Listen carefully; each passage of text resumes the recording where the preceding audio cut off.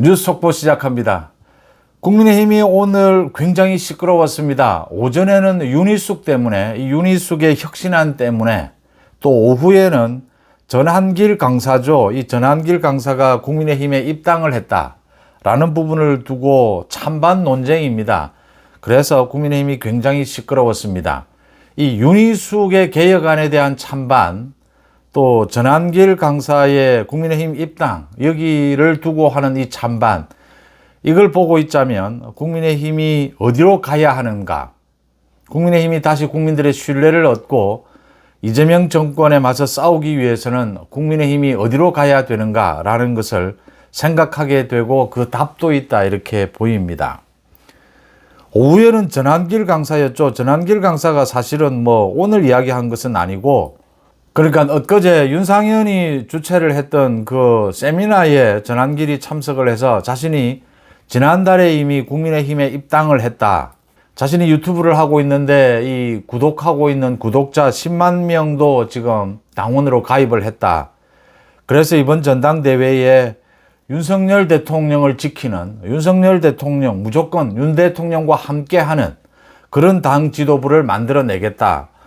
이렇게 이야기를 하면서, 그게 오늘 이제 한동훈을 비롯해서 김용태 이 입당 부분에 대해서 공격을 하면서 당 지도부가 이 입당 심사를 해야 되는 것이 아니냐, 당원 자격 심사를 해야 되는 것이 아니냐, 이렇게 공격을 하면서 전한길 이 입당이 논란이 됐습니다. 전한길에 대해서는 그러니까 이 소위 한동훈, 김용태, 안철수 이런 사람들이 나서서 이 입당을 허용해서는 안 된다, 이렇게 공격을 하고 있고, 당 지도부는 그냥 사실은 무관심한 상태입니다. 이 당원으로 입당한 것을 인터넷으로 입당을 하면 걸러낼 수도 없고, 지금 와서 이걸 입당 심사를 하는 것도 우스운 것이다. 지금 와서 당원 이 자격 심사를 하게 되면, 그러면 지금 자격 심사를 하라라고 하는 이유가 이게 윤어게인, 그러니까 계엄에 찬성을 한 것이고 지금 부정선거 이 음모론에 찬성하고 있다.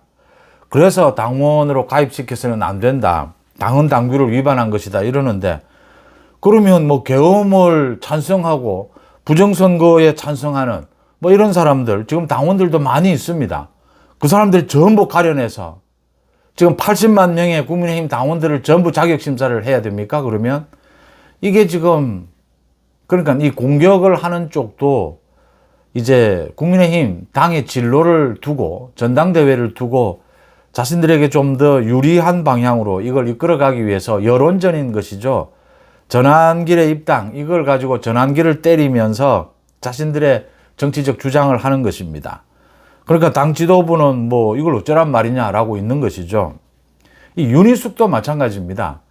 윤희숙도 사실은 오늘 비대위에 참석하고 난 다음에 다구리를 당했다, 집단 몰매를 맞았다, 이렇게 이야기를 했는데, 집단 몰매를 맞을 짓을 했습니다. 그러니까 4명의 그 인적 쇄신한 사람, 이거 혁신위원회도 열지 않고 자신이 개인 자격으로 자신의 개인 의견을 주장한 것이다. 이게 앞뒤 말이 되는 소리입니까? 혁신안을 내놓으면서. 또 오늘 이제 결정적인 이 패를 깐 것이죠. 경선 룰을 바꾸자.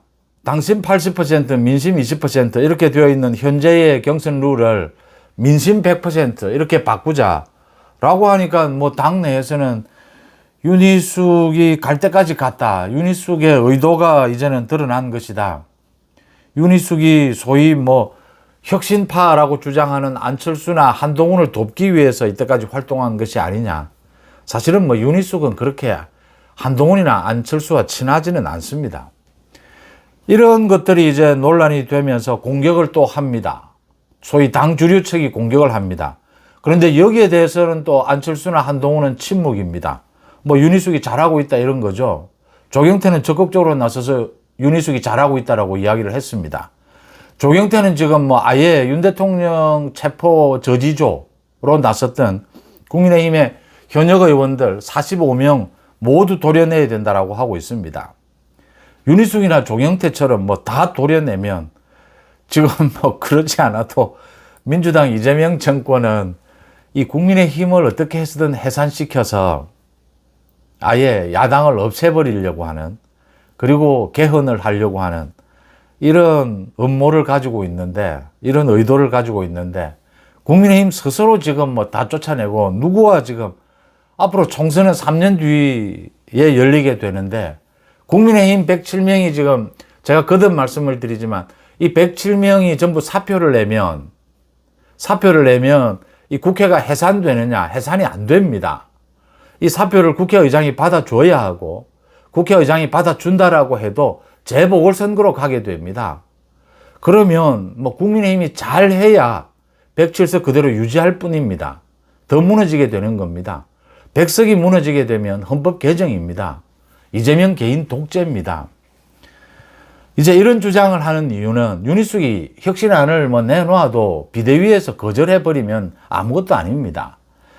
이제 이렇게 주장하는 이유는 이 전당대회를 앞두고 정치적으로 이 여론전을 하는 것이죠. 윤희숙을 공격하는 쪽, 비호하는 쪽, 전환기를 공격하는 쪽, 비호하는 쪽. 사실은 윤희숙이나 전환기는 뭐 언론 플레이용으로는 도움이 될지 모르지만 지금 국민의힘에 있어서 정치적 비중이 큰 사람들은 아니죠. 그런데 이렇게 공격하는 것은 이제 자신들의 정치적 입장을 이 기회에 여론전을 펼치겠다라는 것입니다. 그래서 제가 빨리 전당대회로 넘어가자. 내일 이제 선관위 2차 회의를 연다라고 합니다. 그런데 일자를 잡을 수 있겠느냐? 다음 달 26일 또는 28일 이 청주에서 열어야 하지 않겠느냐? 그런데 혁신위에서 내놓은 이 안들을 정리를 해야 됩니다. 일단은 이게 국민들 앞에 쇄신하는 모습도 좀 보여줘야 합니다. 혁신위를 뭐 만든 이상. 그래서 20일 지금 의원총회를 열어서 혁신안에 대해서 이 혁신안들이 지금 지도체제를 어떻게 할 것이냐 경선 룰까지 나와 있습니다. 그래서 의원총회에서 이 부분을 정리를 해야 되는 겁니다. 정리를 하고 난 다음에 이제 전당대회 날짜를 잡아야 한다. 그래서 내일 선관위에서 이 결정을 할 수 있겠느냐. 지금 이 결정을 할 수 있는 사람이 송원석입니다. 송원석 비대위에서 이 결정을 하면 선관위는 내일이라도 바로 날짜를 잡을 수가 있습니다. 경선 룰은 지금 현행대로 간다. 지도체제도 논란이 일고 있는 만큼 지금 현행대로 간다. 다른 뭐 혁신안에 대해서는 이 전당대회와 관계없는 혁신안에 대해서는 의원총회를 통해서 의논을 한다. 뭐 이렇게 가르마를 타면 됩니다. 근데 송원석이 가르마를 제대로 타지도 못하고 질질 끌려다니고 자기가 말로는 지금 뭐 우리가 전당대회 날짜를 못 잡아서 안 잡는 것이 아니다. 혁신위에 시간적 기회를 줘야 하지 않겠느냐. 윤희숙 혁신위원장을 임명을 해서 송원석이가 뒤통수 맞은 것 아닙니까? 송원석이 보고 지금 뭐 탈당하라는 것 아닙니까? 지금 불출마 선언하라는 것 아닙니까? 송원석이가 거기 왜 끼었습니까?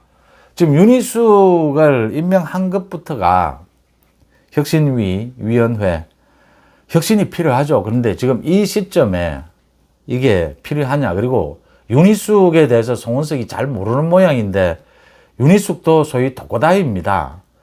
이제 이런 걸 안다면 잘 조율을 했어야 되는데 지금 자기가 뒤통수 맞은 꼴입니다. 이렇게 질질 끌려가고 있는데 이 결단을 내려야 한다. 송원석이 정리를 해야 합니다. 정리를 해서 빨리 전당대회로 넘어가서 결국은 이런 겁니다. 국민의힘에 계엄을 찬성할 수도 있고 반대할 수도 있고 탄핵에 대해서 찬성할 수도 있고 반대할 수도 있습니다. 이 부분을 이제 어떻게 정리하고 넘어갈 것이냐, 극복하고 넘어갈 것이냐. 윤석열 대통령이 탈당을 했습니다. 거듭 말씀을 드리는데 윤 대통령과 이제는 뭐 우리 국민의힘은 아무 관계가 없다라고 하면 끝납니까?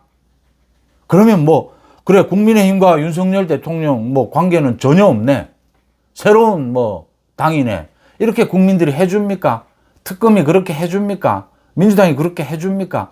정치가 사람이 사는 사회도 그렇지 않습니까? 어떻게 해서 과거와 그렇게 칼로 자르듯이 단절이 됩니까? 극복해 가는 것이죠. 국민의힘이 대선에서 패한 이유도 이것이었습니다. 소위 계엄과 탄핵을 어떻게 극복할 것이냐를 두고 이렇게 당이 쪼개지는 것이죠. 이게 나쁜 건 아닙니다. 꼭. 언제나 당이 발전하기 위해서는 이런 일들이 벌어집니다. 이런 일들이 벌어져서 이제 당이 무너지고 이걸 또 극복해 가는 과정에서 국민들의 신뢰를 얻는 것이죠. 그럼 민주당은 지금 사실은 당이 뭐 완전히 단합되어 있느냐? 아닙니다. 민주당 완전히 이재명 독재당으로 만들어 놓았고 그 반대 세력이 지금 침묵을 지키고 있을 뿐입니다. 이제 대선에서 패한다든지 선거에서 패하면 이게 붉어지는 것이죠. 당이 쪼개지는 모양이 되는 것이죠. 저는 언제나 그렇습니다. 송은재 TV에 많은 분들이, 구독자분들, 회원분들, 또 시청하시는 분들이 많이 실망해서 나가시기도 하고 또 많이 들어오시기도 하는데, 송은재 TV는 뭐 그러니까 일관되게 누구를 지지하고 어떤 주장을 지지하고 이런 것이 없다. 계속 좀 바뀌는 것 같다 라고 말씀하시는데, 그게 송은재 TV의 제 특징이고 제가 방송을 하는 이유입니다. 그러니까 예를 들면 윤희숙이라고 해서 저는 어느 개인을 지지한 적도 없고 지지하지 않습니다. 윤희숙이라고 해서 매일 틀린 말만 하는 건 아닙니다. 윤희숙이 혁신위를 하면서도 집단 지도 체제에 반대한 것은 옳은 방향이었습니다. 그런데 뭐 말도 안 되는 소리, 이 경선 룰을 바꾸자 이런 건 찬성할 수가 없는 것입니다. 객관적이고 합리적으로 누구든지 어떤 정치인이든지 판단하는 것이 맞지 않느냐. 전환길 마찬가지입니다. 전환길이 주장하는 부분에 대해서 저는 동의하지 못하는 부분이 굉장히 많습니다. 그런데 전환길도 이런 이야기를 합니다. 부정선거를 강조하면서 그래도 이 선거 투표에 있어서 공정성은 많이 회복이 된 것 아니냐. 이런 효과는 있는 것이거든요. 계엄에 대해서 찬성을 하면서 이 계엄을 할 수밖에 없었던 이재명의 저 줄 탄핵, 저 국정 난동, 저것도 오히려 정말 내란 아니냐. 이 부분이 부각된 것 아니냐. 소위 계몽령 이야기입니다. 법리적으로 계몽령은 좀 어리석지만 정치적으로 계몽령은 이런 의미가 있는 것입니다. 이런 주장은 또 들어볼 만합니다. 그래서 저는 뭐 김문수든 윤석열이든 뭐 한동훈이든 다 마찬가지입니다. 지금이라도 정치를 잘하는 사람, 합리적이고 국민을 위한 정치 잘하고 이 좀 괜찮은 정치 메시지를 내는 사람은 제가 언제나 찬성합니다. 칭찬합니다. 내일이라도 그 사람이 못하면 비판할 수밖에 없습니다.